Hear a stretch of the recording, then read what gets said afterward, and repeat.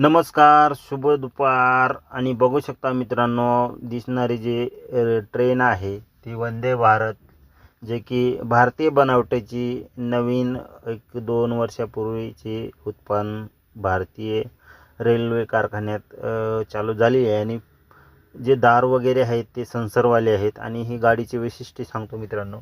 ही गाडी आता नवीन 2-3 महिन्या ते 4 महिन्यापूर्वी आपले नांदेड ते मुंबई सुरू झालेली आहे. आणि त्याच गाडीचा मी व्हिडिओ शूट केला आहे.